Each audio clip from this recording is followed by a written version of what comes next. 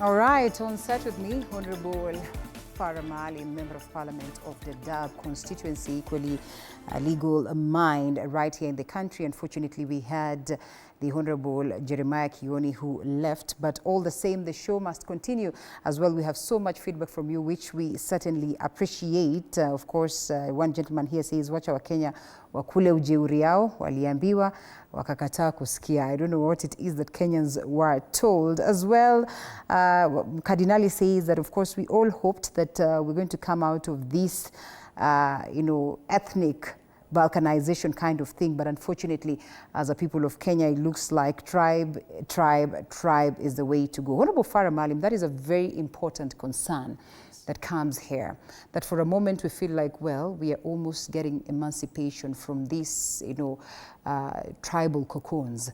But like you rightfully acknowledge, that even the battles that we get to witness today are largely one ethnic group targeting another and all that.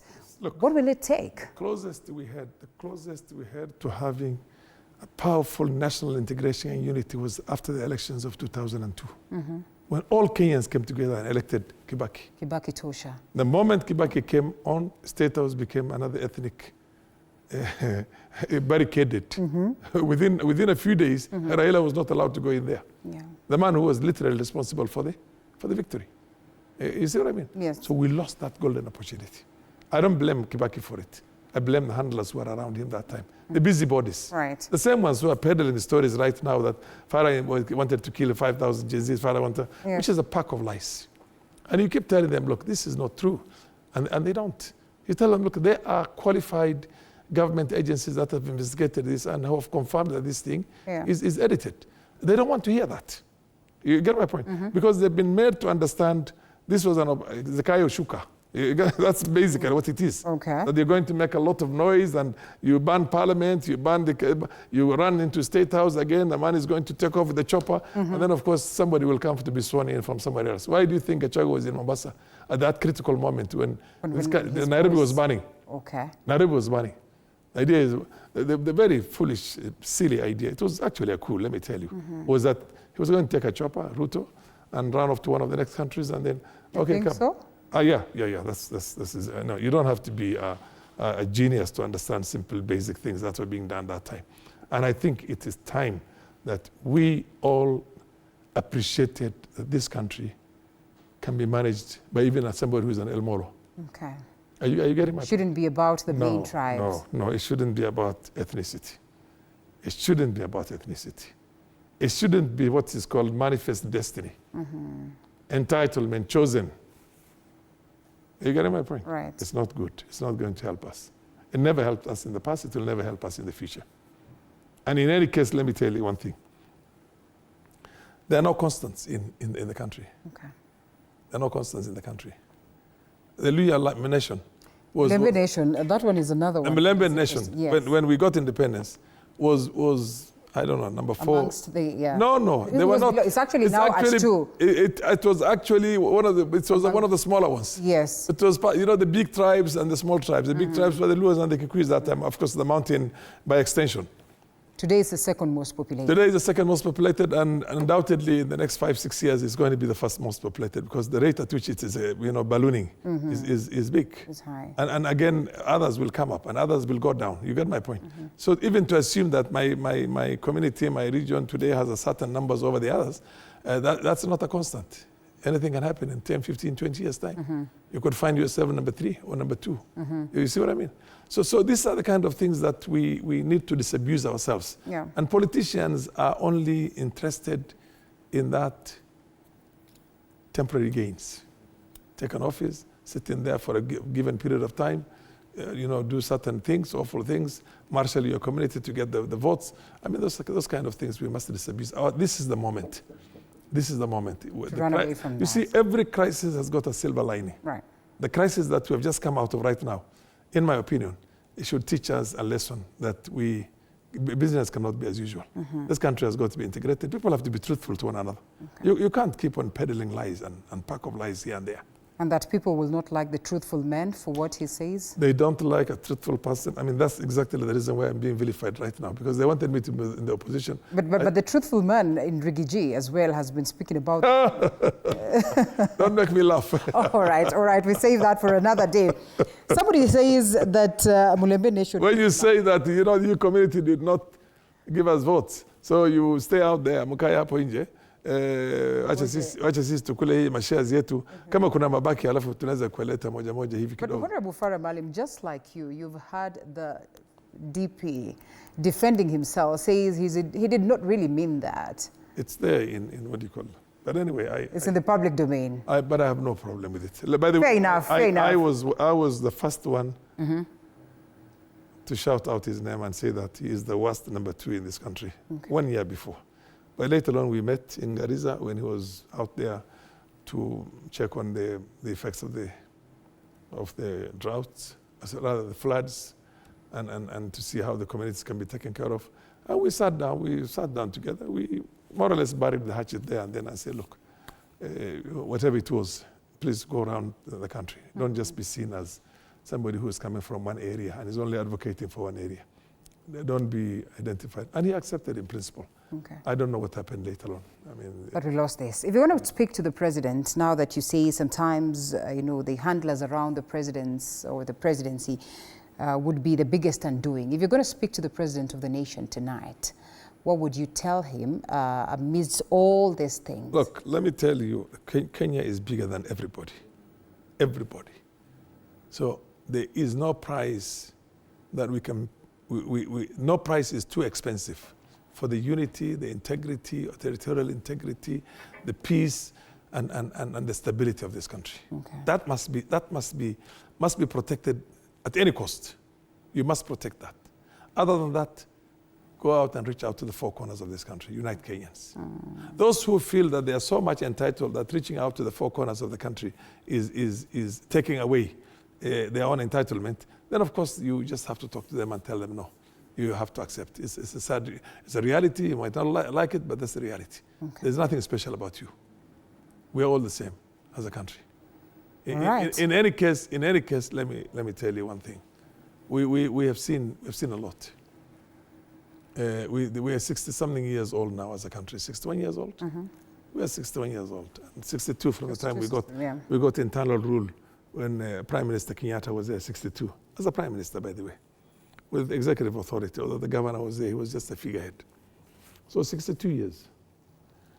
Other than the period that Moi was there, we also had Kibaki, we also had Uhuru, we also had Kenyatta for his period, 15 years, and the other 2 of them for 10 years. They were all from the mountain. You get my point? Yeah. Moi was there. Ruto is now there. Give him a break, for God's sake. If he's going to fail, let him fail himself. But don't push him all around within the shortest possible time. Because he came in, and it was baptismal by fire. Baptismal by fire. You see what I mean? I would look at our currency, how it has steadied against the dollar. Ordinarily, if things went the way they were when we came out of the elections, the dollar would have been today transacting at 300 cents to the dollar. But because of the teaming and ladding and all that was done, you see what I mean? Right. The manner in which things were done, you know, if you are not able to retire a loan, a debilitating loan, and it becomes due for payment, and you don't have any other alternative, you don't have a cheaper loan to pay for that, that gives you a grace period, then of course you have to look for more shillings, and the dollar was going to spike, or rather, shoot through the roof. Yeah. But now it's been kept steady. So the economy is generally steadying up, doing a little bit better. So what we need to do is that we give ourselves time, we give the government of the day time. We definitely will always have either a president or a prime minister coming from one ethnic community or the other. You get my point? We're all equals as a country. And basically, and let's not have people who were former presidents or former whatever it is, meddling up in politics again. You see what I mean? I mean, when you have Uhuru literally running back and forth to be seen to be undermining the government itself, instead of doing exactly what Moi did and what Kibaki did, that is not good. It's not good for the country. Latest reports is that, of course, there are adjustments as to the stability of the economy, going down by 5%, and therefore that would be a concern to very many Kenyans who say they literally cannot get to enjoy even that value. Yeah, but you see, when you can't say reject the finance bill. You see, governments do not have money of their own. We do not have natural resources. We are not bringing black gold from the ground. We don't have gold that the government, basically mines and sells to the external markets. Do you suppose... We're not Saudi Arabia. We're not what you call the Emirates or Kuwait or the rest of them with the kind of reserves out there. Okay. So we raise our money, recurrent expenditure, development expenditure, and all that through taxes. Okay. When you reject taxes, then what happens, if I may ask you? Interesting.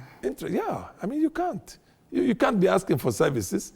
You can't be asking for all the services. Employ the teachers, employ this, do that, employ the doctors, and we're not going to pay taxes. And where do you get that from? It becomes difficult. Even as a colony, we used to have taxes, let me tell you one thing. Hard tax and poll tax and God knows what. So what is this that they talk about when they say you cannot tax yourself to prosperity? Overtax? No, overtaxing is... We're just talking about loans. It's going... look, take a look at some few models. Look at Korea, look at Malaysia, look at Singapore, Hong Kong. They found a way to get out of the poverty that they were in before. And they found a way to, from literally slums and everything else and no housing. Today, every Singaporean has got a house. Every family has a house and a roof. And they got this not now. They're first world, from third world to first world. 2 years, you suppose he's going to surprise us, the president? The Jubilee, the Kenya Kwanza government is going to surprise us? Well, that's what they said. I have no reason not to believe that. Okay. I just want to give them time. If somebody tells me, give me a chance for 2 years, and you will see the difference. Why would you not give that person the 2 years? For two reasons only. One, you think he went there wrongly before. You get my point? Right. And two, you think he might prove himself true, and you have nothing to use against him. You know what I mean? Okay. You don't like him, you have nothing to use against him. And that's the most likely one. So allow him to go ahead and do what he has to do. And after 2 years, if things are not going good, then we know that we have a problem. Okay. Yes. When a CEO here is saying, I totally disagree with Farah Maalim because he's not transparent to whatever he's saying. We don't have a former DP, and he should know that DP of the Republic of Kenya currently is Honorable Rigathi Gachagua. I did not say a former DP. I said a former number two. Former number two. Deputy president, the only two deputy presidents, one of them was him, and their vice presidents. So when I say number two, the vice president was number two. Okay. The deputy president is number two. So don't try to look for small basic semantics here and there.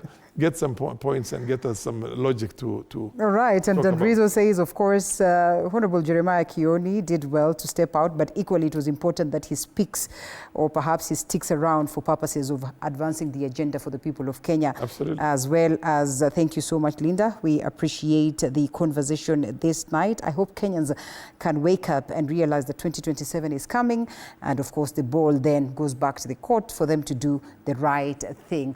Honorable Farah Maalim. Somebody who said that was you. Sorry? Is that your parting shots or somebody has... These are messages I'm reading from the WhatsApp. But then again, my parting shot, here it comes. Unless you want to say something in 30 seconds, we should be closing. No, I personally, what I feel is that, look, we don't have any other country. Let us not sacrifice our country for very temporary expediency. Let us not personalize politics. Ruto is there now. He's the head of state. He was elected. You get my point? He was subjected to a petition. I was there, part of the team that was subjecting him to the petition. The petition was dismissed. He's now the president. You get my point? Let's all come together and see how we can move this country forward. You can only have one president there. And there is no shareholding in any country government. Let me tell you one thing. I don't have a single kilometer of tarmac in my constituency. 6,800 plus square kilometers. And I don't have a single. But why, Honorable Farah Maalim? You've been there for a long time. Because I'm telling you, because the money was never allocated. The development was lopsided. The people who are in the authority and business in the government are the ones who just took things to their own backyards. All right. Now we want a government that takes the development to the four corners of the country. And we will achieve it. Let me tell you one thing. Nobody's going to allow. Wajinga, even those ones who initially did not understand these things are now coming back and saying, put a stop to the development of the other regions until you equalize my region with the rest. You get my point? Right. And of course, in some areas, people's homes, tarmac goes all the way to the homes. Water goes everywhere. And kila mahali. You'd better do something for your people, Honorable Farah Maalim. I'm not talking, it's not just my constituency, by the way. Very many others. I'm talking about all the 18 constituencies except Wajir town and Garissa town and Mandela town. All the other constituency headquarters are suffering the same way. Well, that is rather unfortunate. The 15, what do you call constituency headquarters in those places? I mean, Isiolo, Garabatula constituency, Isiolo South. There's no tarmac. It's now when we're trying to get tarmac through there. Are you saying you've been marginalized? For the longest. The British marginalized us. Would you say then you have failed your people as the leaders? No, we tried. That not lobbied enough? Where we are coming from, where we are now and where we came from, there is a world of difference. I first came to Parliament when we used to admit one student per year from the whole of Northeastern Province into our national universities. Okay. Today they are well over 100,000. That's an achievement. Therefore, you know what we say in my religion? If you thank God for the bounty that was bestowed on you, God will add some more. But if you don't thank, then the little will be taken away from you. So what I'm trying to say is that, look, we're all getting somewhere. I might not have a tarmac there, but the human resource and the water facilities that are there, because we used to trek for 50 kilometers to get to a borehole before. Now I can get a borehole every 5 or 6 or 8 kilometers in my constituency. I put in boreholes there, left, right, and center. Very many, just in the last 2 years. So what we are saying is that schools are there. There are about 23 centers that did not have schools. And I have built the 2 schools in the last 2 years. So we're doing well. And this is the list that can be done for a constituency. All other constituencies are doing better, except the ones from the marginal areas. So what I'm saying is that, look, we have a country. We are getting somewhere. Let's be equal and let's try and strive together. Let's move together in terms of development. Fair enough. Honorable Farah Maalim, the Member of Parliament of Dadaab, thank you so much for your time. Of course, we appreciate as well the presence of Honorable Jeremiah Kion, who was here, but as well left. All in all, the conversation continues on our socials, TV47KE across. And of course, thank you so much as well for the immense feedback that we get. We must close it at this very point, but we look forward to engage some more. It was great having you. My name is Linda Alela. Of course, on behalf of Hibak Said, we close the Daily Report and the Marketplace by extension, as well as appreciating our sign language interpreter on the other end, Catherine Simaloy. Do have yourself a lovely night. Mushimiwa, thank you so much. Thank you very much. All welcome. Right. Most welcome.